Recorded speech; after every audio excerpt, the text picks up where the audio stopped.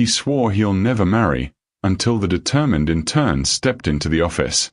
The burgundy blazer caught his eye first, not because of how it fit, but because the woman wearing it was about to destroy every rule he'd lived by for 8 years.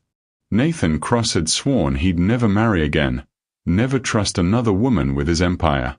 But when this intern walked into his corner office and challenged a $40 million deal with nothing but confidence and a portfolio, everything changed. What he didn't know was that trusting her would either make him richer than ever, or cost him everything he'd built. Because the woman calling herself an intern wasn't who she claimed to be. Before we get deep into the story, please let me know in the comment where you're watching from. Hit subscribe if you're hooked in and ready to enjoy this story, because tomorrow I have another beautiful story to share with you and I don't want you to miss it for anything. Now, let's get into the story. Nathan Cross had built his empire on 3 simple rules. Work harder than everyone else, trust no one completely, and never let emotion cloud judgment.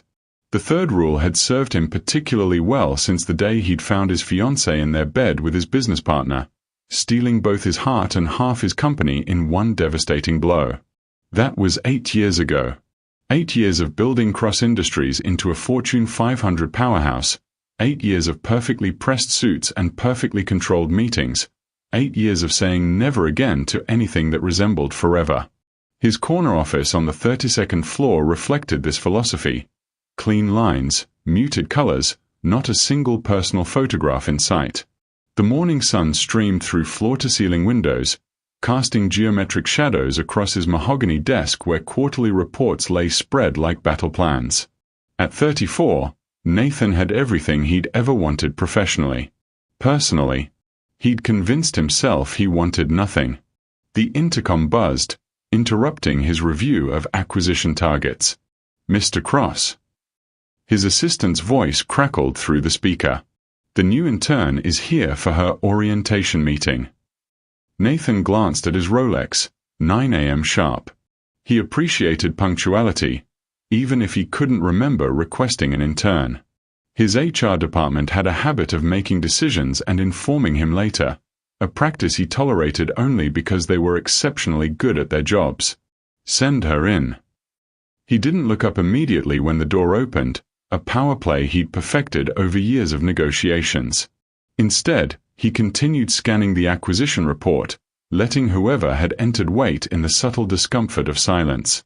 It was only when he heard the confident click of heels crossing his office, not the tentative shuffle he expected from a nervous intern, that he finally raised his eyes. The woman standing before his desk was not what he'd anticipated. She wore a burgundy blazer that complemented her deep skin tone beautifully, paired with a matching skirt that struck the perfect balance between professional and feminine. Her natural hair formed a crown of soft curls that framed an intelligent face with warm brown eyes that met his gaze directly, unflinchingly. She held a leather portfolio against her side and stood with the posture of someone who belonged in boardrooms, not fetching coffee. "Mr. Cross," she said, extending her hand. "I'm Jasmine Walker. Thank you for taking the time to meet with me." Her handshake was firm, her voice clear and confident. Nathan found himself standing without realizing it, drawn up by some instinct he'd thought he'd buried years ago. "Ms. Walker." He accepted her handshake, noting the warmth of her skin, the steadiness of her grip. "Please, have a seat." As she settled into the chair across from his desk, Nathan caught himself appreciating the graceful way she moved, the confidence that seemed to radiate from her very presence. He cleared his throat and reached for the intern file his assistant had left on his desk that morning, suddenly eager to understand who this woman was and what she was doing in his office. "I have to admit," he said, scanning the document, "I wasn't aware we were taking on new interns this quarter." "Actually, I specifically requested to work here," Jasmine replied, crossing her legs and leaning forward slightly. "Your reputation in corporate restructuring precedes you. I've studied several of your acquisitions, particularly the Hartwell manufacturing turnaround. Brilliant work." Nathan's eyebrows rose. Hartwell had been a complex deal, one that most people in the industry still didn't fully understand. "You're familiar with the Hartwell acquisition?" I wrote my master's thesis on it. She smiled, and Nathan felt something stir in his chest, a combination of surprise and something dangerously close to attraction. Well, on the ethical implications of rapid corporate restructuring in manufacturing. Your approach preserved jobs while maximizing efficiency. It was inspiring. Master's thesis. Nathan looked at her file again, really reading it this time. MBA from Wharton, summa cum laude. Previous experience at Goldman Sachs. Specialized focus on corporate strategy and ethics. This wasn't an intern in any traditional sense. This was someone who could probably run her own division. Ms. Walker, he said slowly, with credentials like these, why are you here as an intern? You could have your pick of executive positions. For the first time since she'd entered his office, Jasmine's confidence wavered slightly. She glanced down at her hands, then back up at him with a vulnerability that made his chest tighten. Honestly, I'm starting over. Her voice was quieter now, more personal.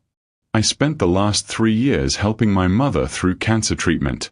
When she passed 6 months ago, I realized I'd been away from the corporate world long enough that doors weren't opening the way they once did. I could have fought for an executive position somewhere, probably would have gotten one eventually, but I wanted to earn my place. And I wanted to learn from the best.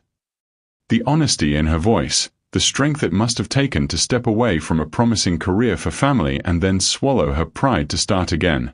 Nathan felt his carefully constructed walls shift slightly. This woman wasn't just beautiful and intelligent. She had character. Depth. The kind of integrity he'd once believed in before cynicism had taken root. I'm sorry for your loss, he said, and meant it. Thank you. She straightened, the vulnerability disappearing behind professional composure again. But I'm not here for sympathy. I'm here to work. To contribute. To learn from someone who's built something extraordinary. Something extraordinary. When was the last time someone had described his work that way? Most people called it ruthless, efficient, profitable, but extraordinary? That suggested a vision beyond mere numbers, and Nathan found himself wondering what else Jasmine Walker might see that others missed. What did you have in mind? He asked, surprising himself. He'd planned to hand her off to HR, let them find her a suitable department for whatever busywork interns typically did. But something about her made him curious. I'd like to shadow you, she said without hesitation. Observe your decision-making process, sit in on strategy meetings, contribute where I can. I know it's unconventional, but I'm not looking for a typical internship experience. The request was bold, bordering on audacious. Nathan's schedule was packed with high-level meetings, confidential negotiations, decisions that affected thousands of jobs and millions of dollars. Taking on a shadow, even one with impressive credentials, would be a distraction he couldn't afford. And yet, that's quite a request, Ms. Walker. I know it is. She leaned forward again, her eyes lighting up with the kind of passion Nathan rarely saw in corporate America anymore. But I'm not asking you to babysit me. I want to add value. I've spent months analyzing your company's market position, and I have ideas. Insights that might surprise you. Insights that might surprise me. The woman had confidence. Nathan had to give her that. It was attractive, dangerously so. Everything about her was dangerous to his carefully ordered world.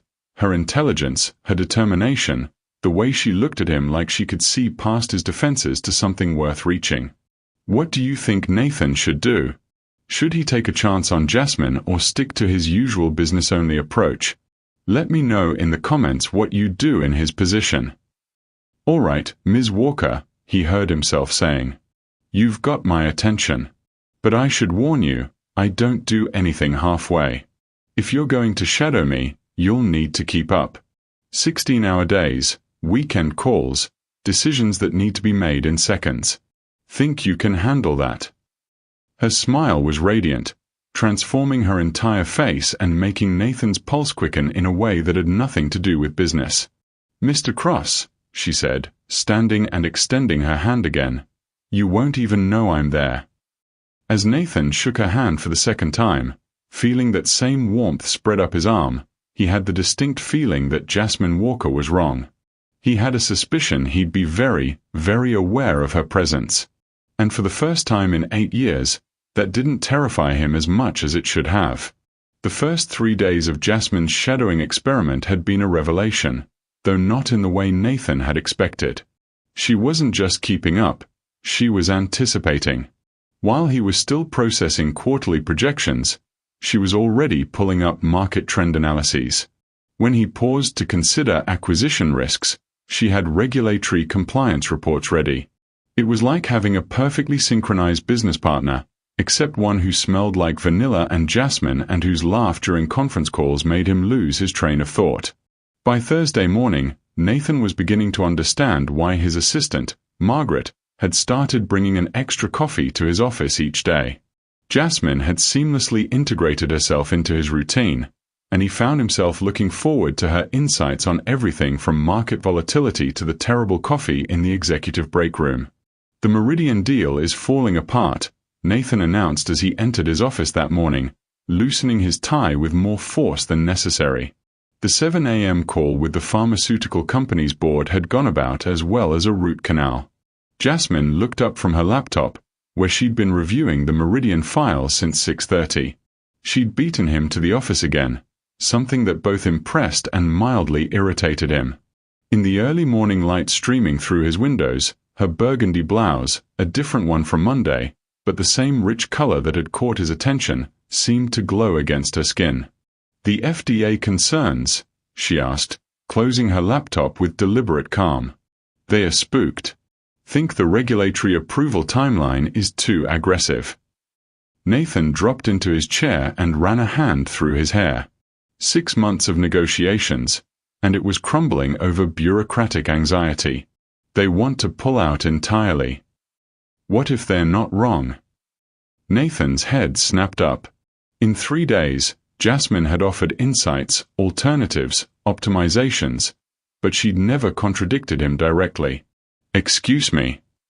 She stood slowly, moving around his desk with that graceful confidence he'd been trying not to notice. The subtle click of her heels on the marble floor seemed unusually loud in the morning quiet. When she reached his side, she leaned over his shoulder to point at something on his computer screen, and Nathan caught that intoxicating scent of her perfume mixed with something uniquely her. "Look at these timelines," she said, her voice soft near his ear. "Meridian's rushing because they need the capital injection, but their Phase 3 trials aren't as solid as they're claiming. The FDA isn't being paranoid, they're being realistic."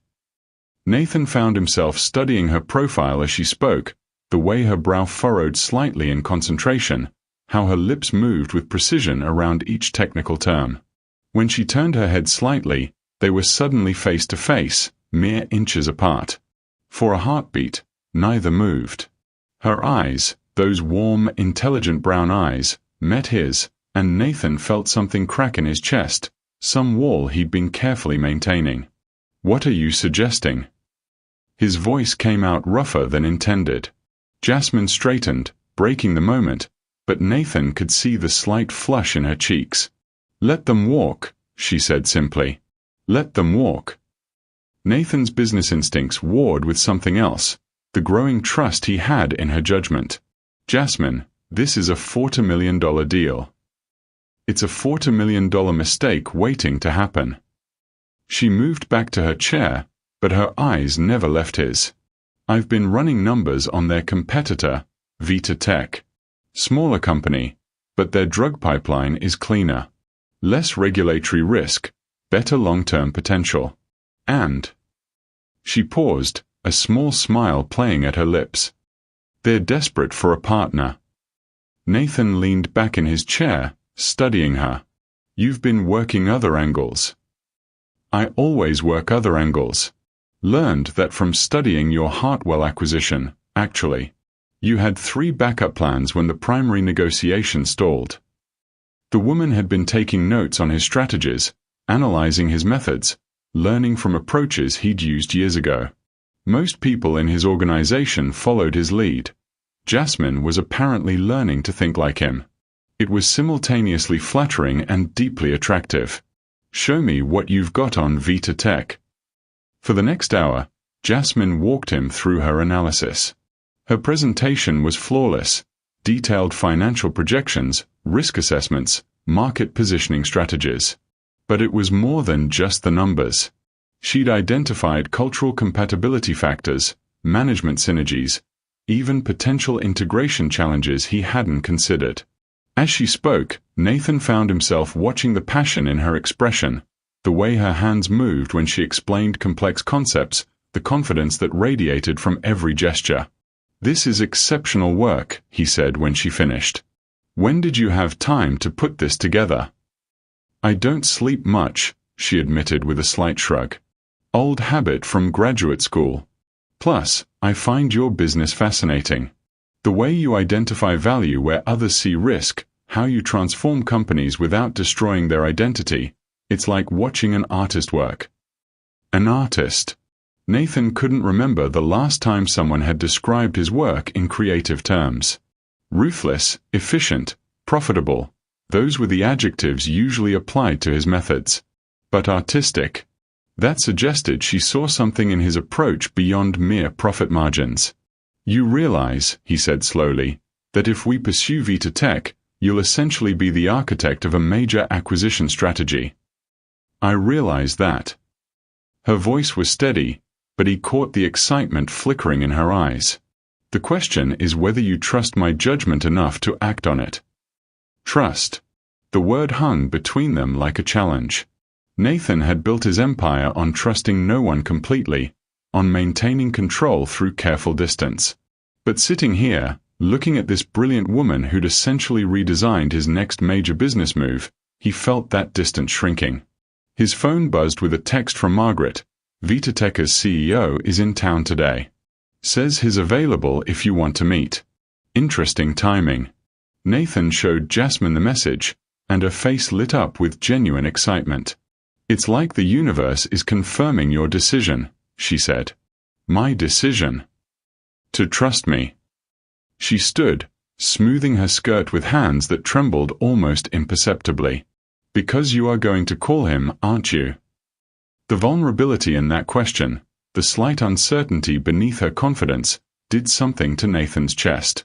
Here was a woman who'd walked into his office 4 days ago and systematically dismantled every preconception he'd had about interns, about trust, about keeping his professional and personal lives separate. She'd shown him a different way to see a deal, a different way to approach risk, and somehow, without his permission, a different way to see himself. "Jasmine," he said, standing as well. They were facing each other across his desk, the morning sun casting them both in golden light. "Are you sure about this? If it goes wrong." "It won't go wrong." She stepped closer to the desk, her palms flat against its surface as she leaned forward slightly. "But even if it did, wouldn't you rather fail taking a calculated risk on something with real potential than succeed with something that's fundamentally flawed?" The intensity in her voice, the conviction in her posture, Nathan realized she wasn't just talking about the business deal anymore. There was subtext here, layers of meaning that had nothing to do with pharmaceutical companies and everything to do with the tension that had been building between them since Monday morning. Do you think Nathan is right to trust Jasmine's business instincts? Or is he letting attraction cloud his judgment? What would you do in his position? Share your thoughts below. He reached for his phone, never breaking eye contact with her. "Margaret, get me Vita Tech's CEO on the line. Tell him I'd like to discuss a potential partnership." The smile that spread across Jasmine's face was radiant, transforming her from beautiful to breathtaking in the space of a heartbeat. "You won't regret this," she said.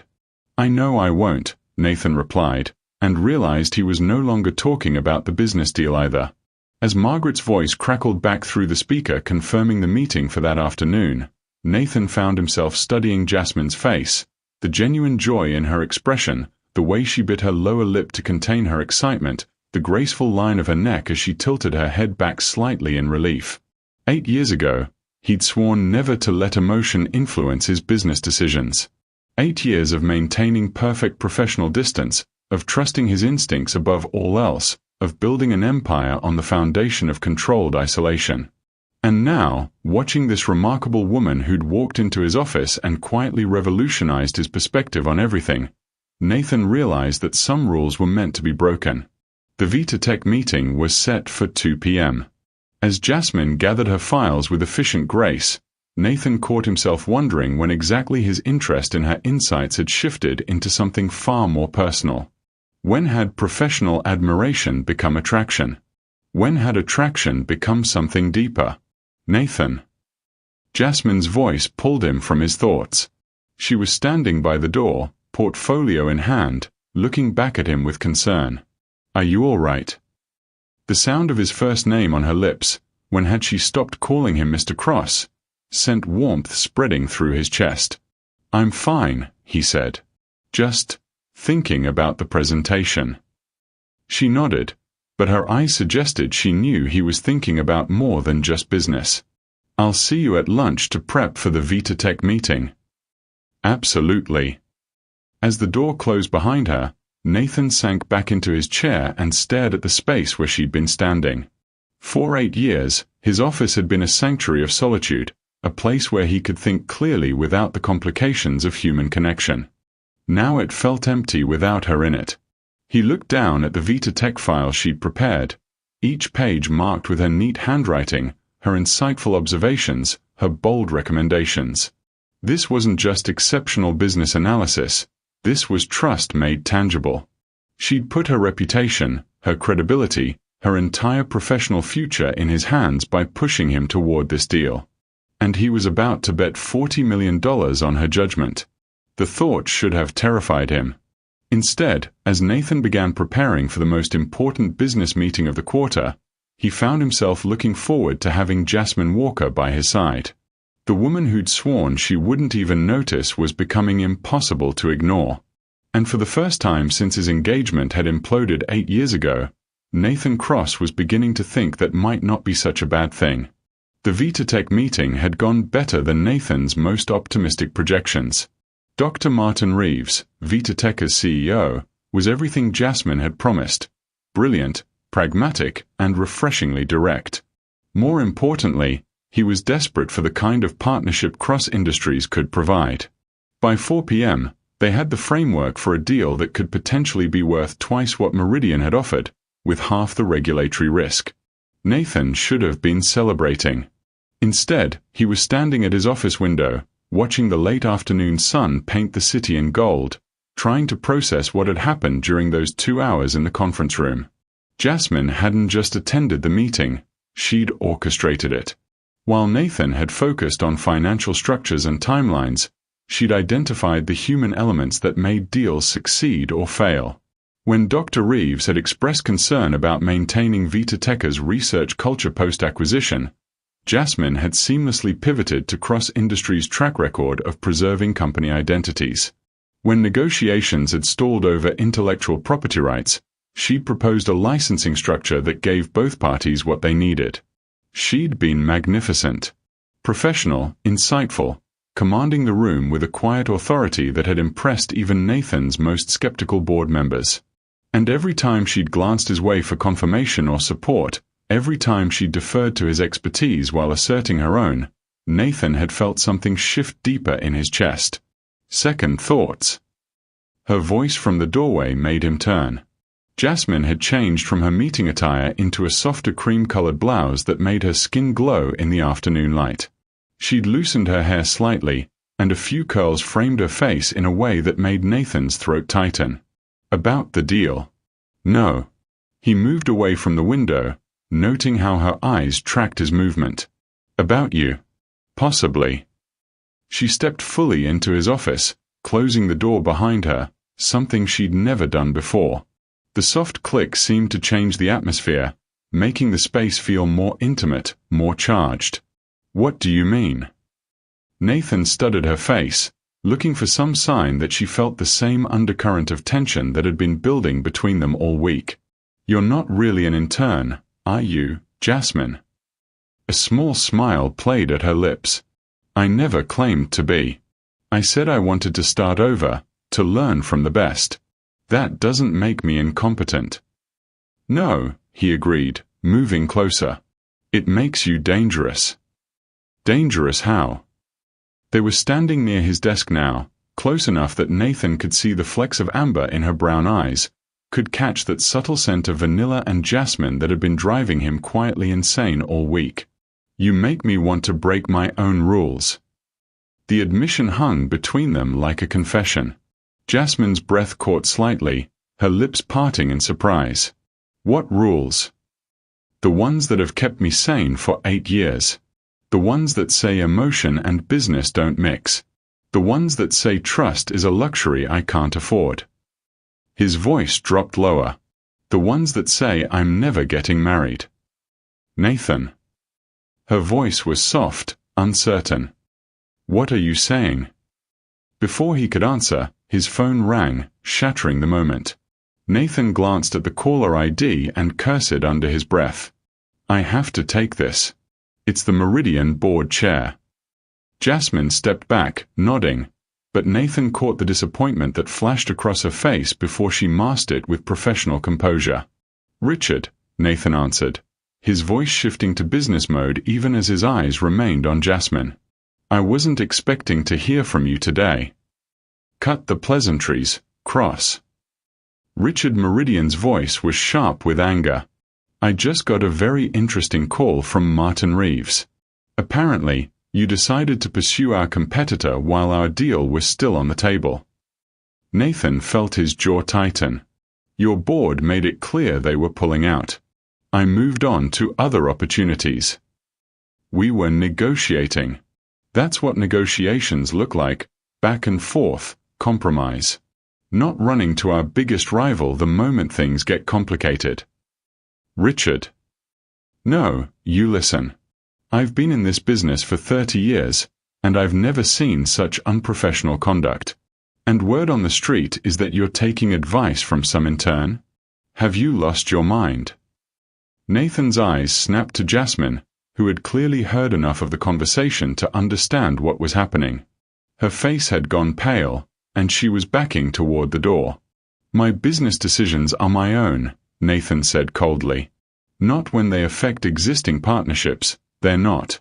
Let me be very clear, Cross, if you proceed with Vita Tech, Meridian will make sure every pharmaceutical company in the country knows exactly what kind of partner you are. Your reputation won't survive it. The line went dead. Nathan stared at his phone for a moment, processing the implications. Richard Meridian wasn't just angry, he was threatening an industry-wide campaign that could destroy Cross Industries' standing in the pharmaceutical sector. I should go. Jasmine's voice was quiet, strained. No. Nathan looked up to find her halfway to the door. This isn't your fault. Isn't it? She turned back to him, and Nathan was shocked to see tears threatening in her eyes. I pushed you toward this deal.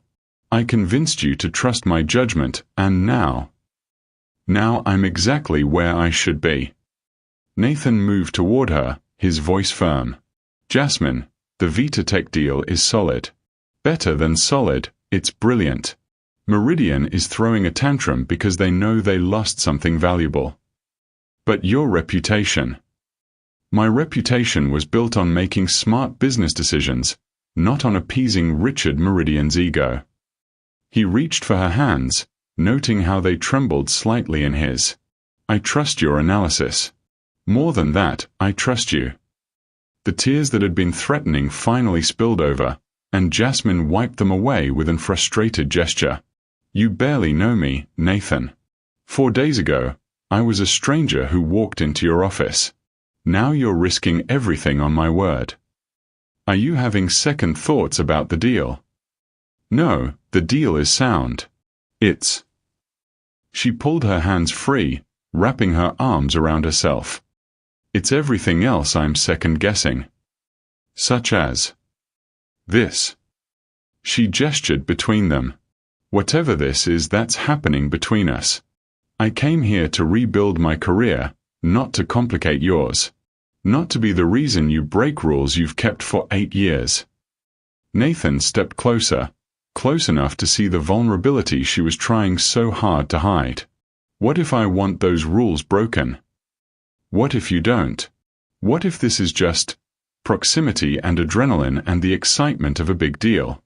What if in a week, when the dust settles, you regret everything? The fear in her voice, the way she was protecting herself even as she leaned toward him, it reminded Nathan of his own carefully constructed walls. The difference was that Jasmine's defenses seemed designed to protect him as much as herself. "Jasmine, look at me." When she finally met his eyes, Nathan saw his own confusion reflected back at him. The careful professional distance they'd maintained was crumbling, replaced by something neither of them had planned for. "I can't promise I won't regret this," he said honestly. "I can't promise it won't complicate everything. But I can promise that what I feel for you has nothing to do with proximity or adrenaline. It has to do with the way you see possibilities where others see problems. The way you challenge me to be better. The way you make me remember what it felt like to believe in something beyond profit margins." "Nathan, I know it's crazy. I know it goes against everything I've believed about keeping business and personal separate. But maybe." He reached up to touch her face, his thumb brushing away a lingering tear. "Maybe some things are worth the risk." Before she could respond, Nathan's phone buzzed with a text message. He glanced at it, expecting another angry missive from Richard Meridian. Instead, it was from Dr. Reeves. "Just heard from Meridian. If anything, their reaction convinces me we're making the right choice. Looking forward to moving ahead with Cross Industries." Nathan showed Jasmine the message, and her face transformed with relief and something that looked like hope. "He's not backing down," she whispered. "Neither am I." Nathan's voice was firm. "About the deal or about us?" "Things are getting intense. Do you think Nathan and Jasmine should take the risk on both the business deal and their growing feelings, or should they stay professional? What would you do? Let me know your thoughts." Jasmine searched his face, and Nathan could see her weighing options, calculating risks the same way she'd approached the Vitatech analysis. Finally, she stepped closer, close enough that he could feel the warmth radiating from her skin. "If we do this," she said quietly, "if we cross this line, everything changes. I know. Your reputation, my career, the power dynamic. I know." He moved his hand to the back of her neck, feeling the soft curls there. "Are you trying to talk me out of it?" "I'm trying to make sure you understand what you're choosing." Nathan looked into her eyes, those intelligent, warm, honest eyes that had been haunting his thoughts for 4 days, and realized he'd already made his choice. It had happened somewhere between her first confident handshake and her brilliant presentation that afternoon. Maybe it had happened the moment she'd walked into his office, challenging every assumption he'd made about keeping his life perfectly compartmentalized. "I'm choosing you," he said simply. The kiss was inevitable, had been building since the moment she'd leaned over his shoulder that morning and challenged his perspective on everything. When their lips met, Nathan felt 8 years of careful control shatter. Jasmine's hands fisted in his shirt, pulling him closer, and Nathan realized that all his rules about emotional distance had been nothing more than fear dressed up as business strategy. When they finally broke apart, both breathing hard, Jasmine rested her forehead against his. "This is either the best decision we've ever made," she whispered, "or the biggest mistake." "Only one way to find out," Nathan replied, his arms tightening around her. Outside his office windows, the sun was setting over the city, painting everything in shades of gold and amber. Tomorrow, they would face Richard Meridian's threats, navigate the complexities of their changing relationship, and finalize a deal that could define both their careers. But tonight, in the quiet sanctuary of Nathan's office, with Jasmine warm and real in his arms, all of that seemed manageable. For the first time in 8 years, Nathan Cross was choosing his heart over his head. And it felt like coming home. As Jasmine pulled back to look at him, her eyes bright with tears and hope and something that might have been love, Nathan realized that the woman who'd sworn she'd be invisible had become the most important person in his world. The question now was whether they were strong enough to build something real in the complicated space between professional ambition and personal desire. Looking at Jasmine's face, radiant with possibility and determination, Nathan thought they just might be. The crisis hit at 6:47 a.m. on Friday morning, delivered via an emergency call from Nathan's lead board member, Victoria Sterling. Nathan was still in his apartment, savoring his first peaceful morning in years, when her voice crackled through his phone with the controlled fury of someone trying not to scream. "Nathan, we have a problem. A big one." He sat up in bed, instantly alert. "What's happened?" Richard Meridian made good on his threat. "There's an article in the Financial Journal this morning questioning your judgment, specifically regarding your reliance on unqualified personnel for major acquisition decisions. It mentions Jasmine by name." Nathan's blood turned to ice. "Send me the link." As Victoria's email arrived, Nathan felt his carefully constructed world begin to shake. The article, titled "When CEOs Lose Perspective: The Dangerous Influence of Personal Relationships on Corporate Strategy," was a masterpiece of professional assassination disguised as industry analysis. It didn't quite accuse Nathan of impropriety, but it painted a picture of a once brilliant executive who had lost his objectivity to an attractive intern with questionable credentials. The worst part was how they'd twisted the truth. Jasmine's Wharton MBA was mentioned but downplayed. Her Goldman Sachs experience was dismissed as brief and unremarkable. Her role in the Vita Tech deal was characterized as an intern overstepping her bounds while her supervisor lost sight of appropriate professional boundaries. "Victoria," Nathan said, his voice deadly calm, "who are our sources saying leaked this information?" "Meridian's people, obviously. But Nathan, that's not our biggest problem. The board is meeting in an hour. Emergency session. They want answers about your decision-making process, and specifically about Ms. Walker's influence on company strategy." Nathan closed his eyes. An emergency board meeting meant his position as CEO was under review. 8 years of building cross-industries into an empire, and it could all crumble because he dared to trust someone, professionally and personally. "I'll be there in 40 minutes. "Nathan, you need to be prepared. Some of the board members are concerned about your judgment, about the company's reputation. This Vita Tech deal, combined with the speculation about your relationship with Ms. Walker. My relationship with Jasmine is not up for board review. It is when it affects a $40 million acquisition decision." The line went dead, leaving Nathan staring at his phone in the growing morning light. He should call Jasmine, warn her about the article, prepare her for what was coming. Instead, he found himself paralyzed by a familiar fear, the same terror that had consumed him 8 years ago when his fiancée's betrayal had cost him everything. Was he making the same mistake again? Had he let emotion cloud his judgment? Was Jasmine worth losing everything he'd built? By the time he arrived at the office, Nathan had steeled himself for battle. He'd faced hostile takeover attempts, regulatory investigations, and industry downturns. He could handle his own board. What he wasn't prepared for was finding Jasmine's desk empty. "Where is she?" he asked Margaret, who was hovering near his office door with the anxious expression of someone delivering bad news. "She left about 20 minutes ago." She read the article, Mr. Cross. She seemed quite upset. Nathan felt his chest constrict. "Did she say where she was going?" "No, sir. But she left this." Margaret handed him a cream-colored envelope with his name written in Jasmine's elegant script. Nathan's hands were steadier than he felt as he opened it. "Nathan, by the time you read this, you'll know about the Financial Journal article. I'm sure you'll also be dealing with the fallout from your board and investors.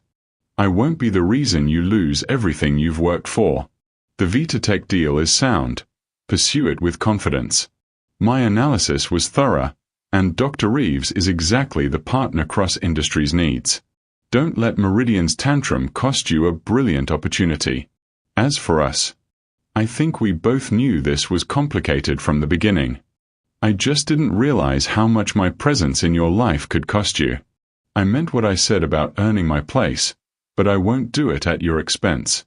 Thank you for seeing me as more than just an intern. Thank you for trusting my judgment. Thank you for 4 days that reminded me why I love this business. I've submitted my resignation to HR. Please don't try to find me. J. Nathan read the letter twice, his hands clenching the paper with enough force to leave creases. She was protecting him. Again. Just like she'd protected Vitatech's interests in the negotiation, just like she'd protected his reputation by questioning her own role, Jasmine was sacrificing herself to save him from the consequences of their relationship. The woman was brilliant, selfless, and completely wrong if she thought he was going to let her walk away. Sir. Margaret's voice seemed to come from very far away. The board meeting is in 15 minutes. Nathan looked up at his assistant, seeing his own reflection in her worried expression. Margaret, I need you to find Jasmine.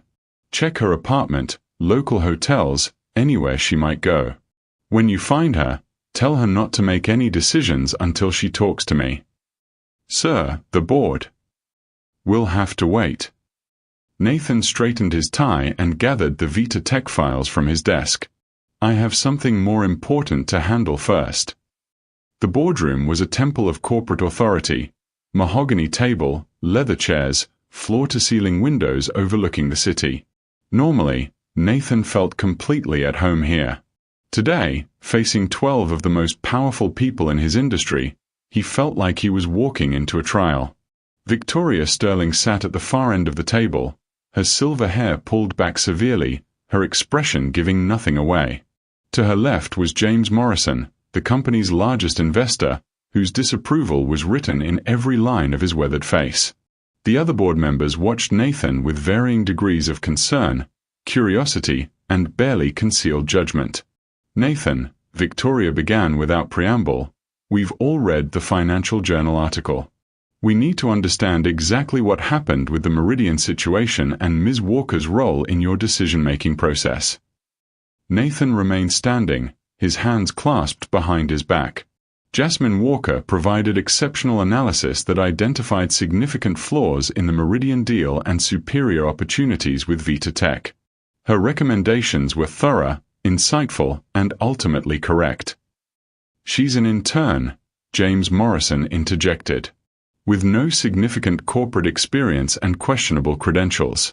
Are you seriously telling us you based a $40 million decision on the advice of someone you'd known for less than a week? I'm telling you I based a $40 million decision on superior analysis, regardless of its source. Nathan's voice remained calm, professional. Would you prefer I ignore brilliant insights because they come from someone without a corner office?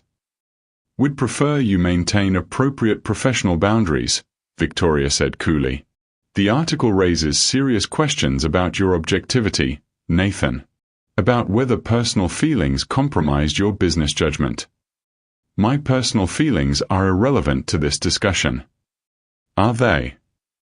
Morrison leaned forward. Because from where we sit, it looks like you abandoned a solid existing deal to pursue the recommendations of a woman you're romantically involved with. How is that not a conflict of interest? The room fell silent. Nathan looked around the table, seeing 8 years of partnership and trust hanging in the balance. These people had supported him through every major decision, had trusted his instincts when others doubted. Now they were questioning the fundamental integrity that had made Cross Industries successful. You want to know about conflict of interest? Nathan said finally. Let me tell you about conflict of interest. Richard Meridian's deal was failing because their Phase 3 trials are weaker than they admitted. Their FDA timeline was unrealistic, and their financials don't support the valuation they were demanding. But instead of accepting that their proposal wasn't viable, Meridian decided to attack my character and Ms. Walker's reputation. He moved around the table, making eye contact with each board member. Vitatech offers everything Meridian promised and more: better drugs, cleaner pipeline, stronger leadership, and a partnership structure that protects our interests while maximizing growth potential.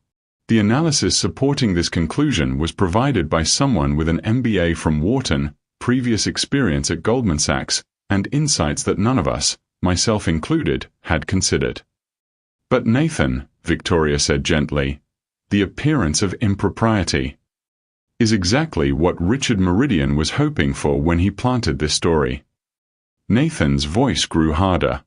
He couldn't win on the merits of his deal, so he decided to make this about everything except business. And apparently, it's working. Morrison's face was red with frustration. You're missing the point entirely. It's not about the quality of Ms. Walker's analysis. It's about the appearance that your personal relationship with her influenced your professional judgment. And you're missing my point entirely. Nathan placed both hands on the table, leaning forward. My relationship with Jasmine Walker, professional or personal, is based on respect for her intelligence, integrity, and business acumen. If this board is more concerned with appearance than with results, then perhaps we have a fundamental disagreement about what makes cross-industries successful. The silence that followed was deafening. Nathan could see the board members exchanging glances, calculating, weighing options. Victoria's expression was unreadable, but Morrison looked like he was ready to call for a vote of no confidence. Where is Ms. Walker now? Victoria asked finally. She resigned this morning. Decided that her presence was damaging to the company's reputation. That was wise of her. No, Nathan said firmly. It was a mistake. And if this board forces me to choose between the company's reputation and doing what's right, then you're asking me to become exactly the kind of leader I swore I'd never be. Morrison stood abruptly. Nathan, you're letting emotion cloud your judgment. Again. Just like you did 8 years ago with your fiancée. The comparison hit Nathan like a physical blow.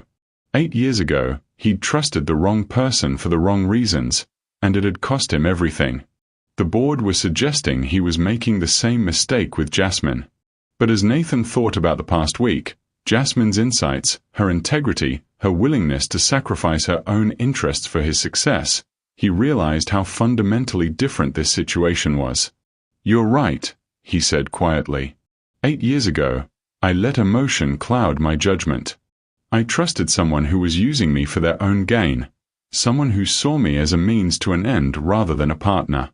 But Jasmine Walker has done the opposite of everything Rebecca did. Instead of taking credit, she's deferred it. Instead of seeking personal gain, she's sacrificed for the company's benefit. Instead of manipulating me, she's challenged me to be better. He straightened, looking around the room with new clarity. If this board cannot see the difference between someone who exploits trust and someone who earns it, then perhaps it's time for me to reconsider my position here. The threat was implicit but unmistakable. Nathan Cross had built Cross Industries from nothing. Without him, the company would survive, but it would never be the same. Victoria cleared her throat. Nathan, no one is questioning your value to this company. We're simply concerned about the risks associated with this situation. Then let me make this simple for you, Nathan said.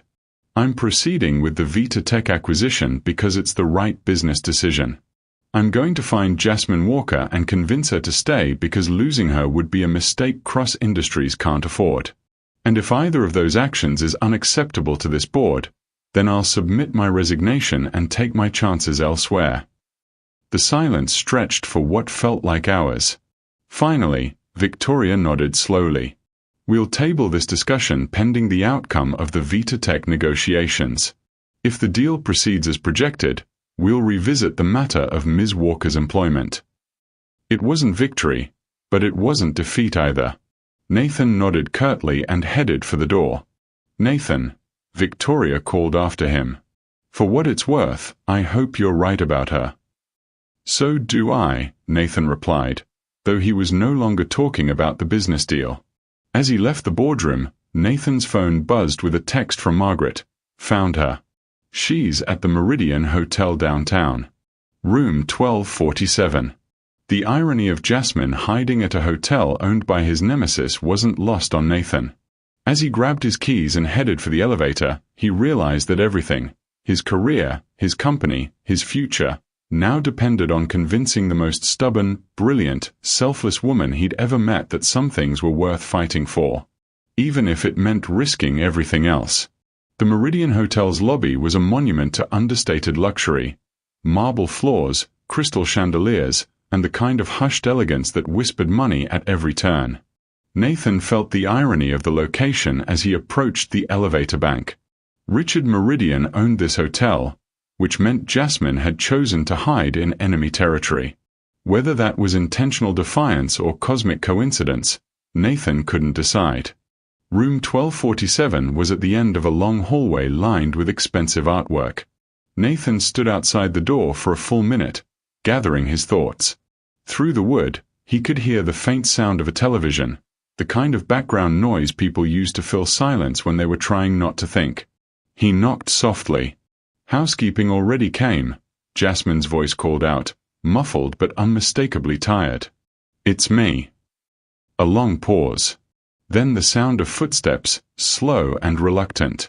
The door opened just wide enough for Jasmine to see him, and Nathan's chest tightened at the sight of a face.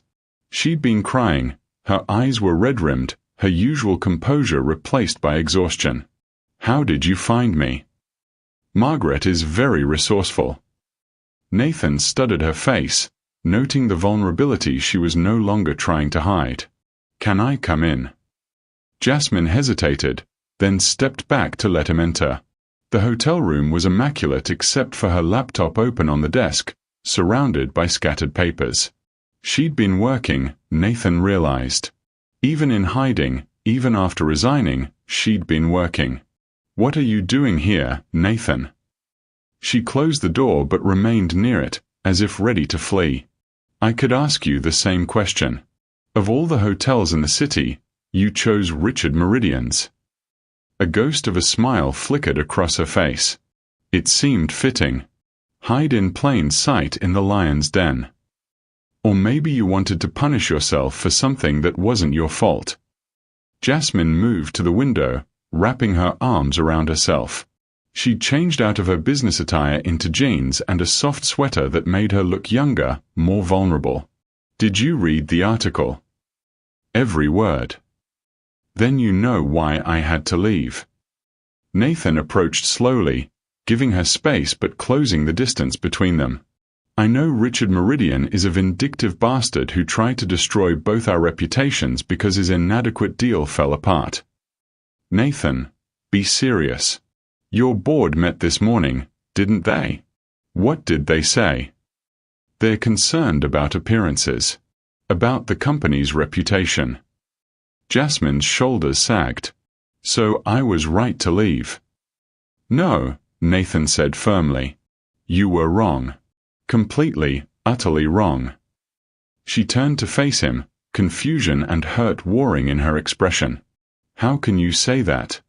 I've jeopardized everything you've worked for. Your position, your company's standing.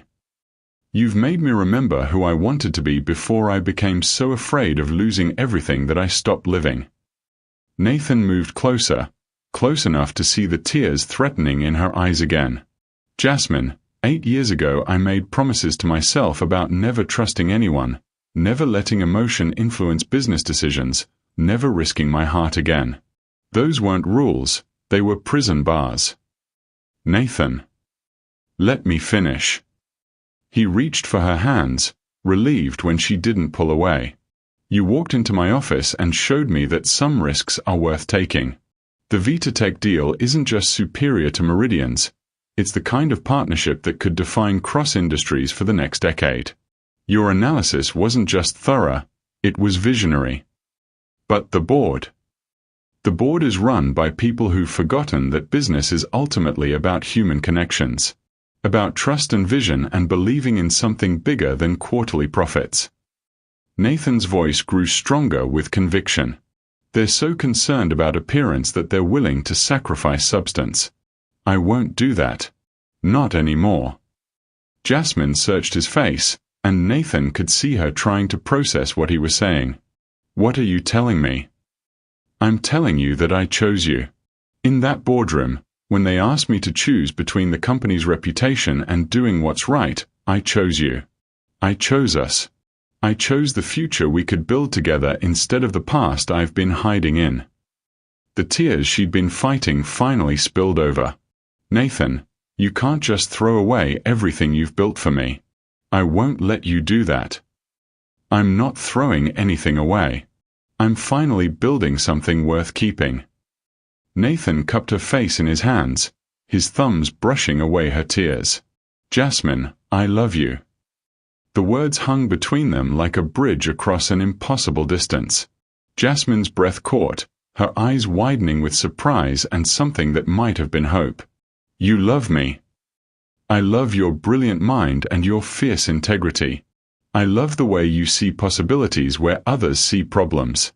I love that you're stubborn enough to sacrifice your own happiness to protect mine, and brave enough to challenge a CEO you'd known for 4 days. Nathan's voice softened. I love that you made me remember what it feels like to believe in forever.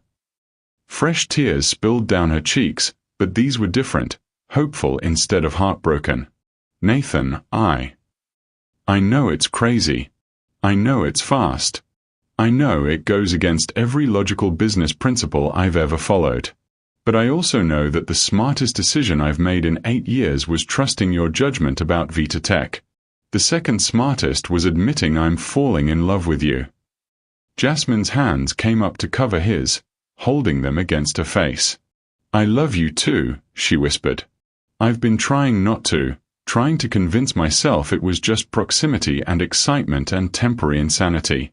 But Nathan, I love the way you see potential in everything and everyone. I love that you built an empire but never forgot how to be kind.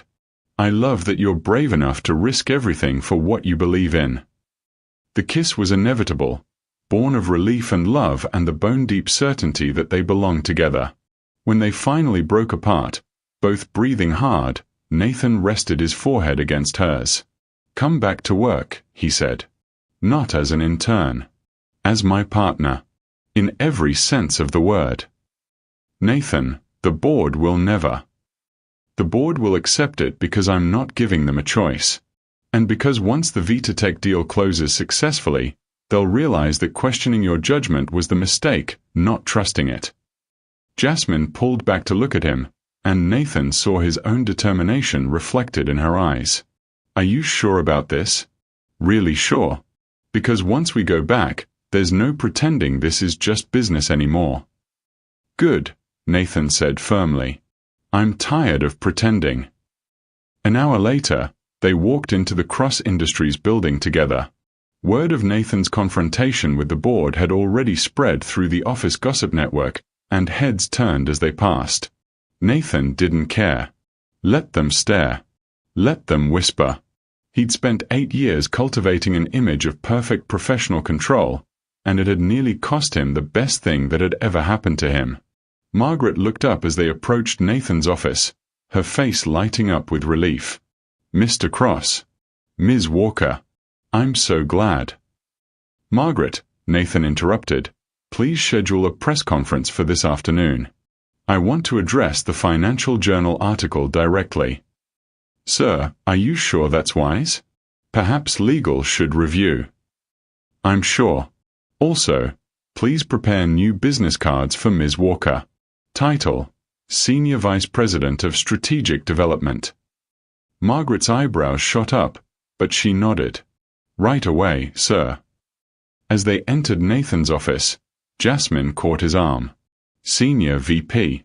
Nathan, you can't just create a position that reflects your actual value to this company. Watch me. Nathan moved to his desk and picked up the phone. Victoria. It's Nathan. I need the board to reconvene in 2 hours. No, it's not about my resignation. It's about the future of Cross Industries. While Nathan made his calls, Jasmine moved to the window where he'd stood that morning, looking out at the city spread below them. When he joined her, she leaned into his warmth. What if this doesn't work? She asked quietly. What if the board refuses to accept us, or the press conference backfires, or Vita Tech gets cold feet? Then we'll deal with it. Together. Nathan wrapped his arms around her from behind. Jasmine, I've spent 8 years playing it safe, making decisions based on fear instead of possibility. I won't do that anymore. Not with the company, and especially not with us." The press conference was a masterclass in controlled aggression. Nathan stood at the podium in the building's main conference room, facing a crowd of financial reporters and industry analysts, with Jasmine seated in the front row. He ditched the prepared remarks his PR team had written in favor of something more direct. "Ladies and gentlemen," he began, "I called this conference to address the speculation surrounding Cross Industries' recent business decisions and personnel choices. The Financial Journal article published this morning contains several inaccuracies that I'd like to correct." Nathan proceeded to dismantle Richard Meridian's character assassination with surgical precision. He presented the VitaTech analysis in detail, highlighting the superior financial projections and reduced regulatory risks. He outlined Jasmine's credentials and the quality of her strategic recommendations. Most importantly, he addressed the relationship speculation head-on. "Ms. Walker and I have developed both a professional partnership and a personal relationship," he said, his voice clear and unwavering. "I want to be absolutely transparent about this because Cross Industries has always been built on integrity and trust. My feelings for Ms. Walker developed because of her exceptional professional capabilities, not despite them. Any suggestion that personal relationships have compromised my business judgment fundamentally misunderstands both the nature of our partnership and the strength of our strategic analysis." The questions that followed were predictably aggressive, but Nathan handled them with the same calm authority he brought to hostile negotiations. When a reporter asked whether he was concerned about the appearance of impropriety, Nathan's response was immediate. "I'm concerned about the appearance of cowardice. I'm concerned about what it says about our industry when brilliant analysis is dismissed because of its source, or when personal relationships are treated as inherently corrupting rather than potentially strengthening. Cross Industries will continue to make decisions based on merit, vision, and results, not on outdated notions about professional propriety." Final CTA. What do you think about Nathan's decision to go public with their relationship? Was he right to take such a bold stand, or should he have played it safer? Share your thoughts on how you'd handle this situation. The market's response was swift and decisive. By the closing bell, Cross Industries stock had risen 12%, driven largely by investor enthusiasm for the VitaTech partnership. More importantly, 3 other pharmaceutical companies had called requesting meetings about potential collaborations. The board meeting that evening was a very different affair from the morning's confrontation. Victoria Sterling opened with a simple statement: "The market has spoken. The VitaTech deal is being hailed as a strategic masterstroke, and investor confidence in Cross Industries is at an all-time high." Nathan sat at his usual place at the table, with Jasmine beside him in the chair that had been added for her new role. The symbolism wasn't lost on anyone present. "I owe you an apology, Nathan," James Morrison said, his earlier hostility replaced by grudging respect. "And Ms. Walker, I owe you an even greater one. Your analysis was exceptional, and I allowed personal bias to cloud my judgment." "We all did," Victoria added. "Nathan, your instincts have never steered us wrong before. We should have trusted them, and you, this time as well." Nathan looked around the table, seeing respect where there had been suspicion that morning. "I appreciate that. But I want to be clear about something. My relationship with Jasmine isn't separate from my business judgment. It's an extension of it. She makes me better at everything I do, including leading this company. If that's a problem for anyone, we should discuss it now." The silence that followed was comfortable rather than tense. Finally, Victoria smiled, the first genuine smile Nathan had seen from her all day. "I think we're all beginning to understand that the best partnerships, whether business or personal, make us stronger than we could be alone." 6 months later, Nathan stood at the same office window where he'd spent so many mornings in solitary contemplation. The VitaTech acquisition had exceeded every projection, opening new markets and partnerships that positioned Cross Industries as a leader in pharmaceutical innovation. The Financial Journal had published a follow-up article titled When Love and Logic Align, the cross-industry success story, featuring Jasmine prominently as an example of unconventional leadership approaches. But the numbers, impressive as they were, weren't what made Nathan smile as he watched the sunrise paint the city in gold. Admiring your empire. Jasmine's voice came from the doorway, warm with affection and gentle teasing. Nathan turned to find her approaching with 2 cups of coffee, her engagement ring catching the morning light. The proposal had happened 3 weeks ago, in this same office, with the same view spread out before them. Nathan had finally understood that the empire he'd built meant nothing without someone to share it with. Admiring my future, he corrected, accepting the coffee and pulling her into his arms. Jasmine settled against his chest, both of them looking out at the city that had witnessed their transformation from strangers to partners to something eternal. Any regrets? She asked, a question that had become their morning ritual. Only that it took me 8 years to be brave enough to break my own rules, Nathan replied, his standard answer. And I only regret that I almost walked away from the best decision I ever made, Jasmine added, completing their ritual. As they stood together in the growing light, Nathan reflected on the journey that had brought them here. A year ago, he'd been a man who swore he'd never marry, who built walls around his heart and called it good business. Now he was planning a wedding, running a company with the woman he loved, and discovering daily that the greatest risk he'd ever taken had yielded the greatest reward. Jasmine had been right about many things, but she'd been wrong about one crucial point. She'd promised she'd be invisible, that he wouldn't even notice her presence. Instead, she'd become the center of everything. His business partner, his best friend, his future wife, the woman who'd taught him that the strongest foundations were built not on fear, but on trust. The curvy intern who'd stepped into his office in a burgundy blazer had indeed changed everything. She'd shown him that some rules were meant to be broken, that some risks were worth taking, and that the best business decisions, like the best life decisions, were made with both head and heart engaged.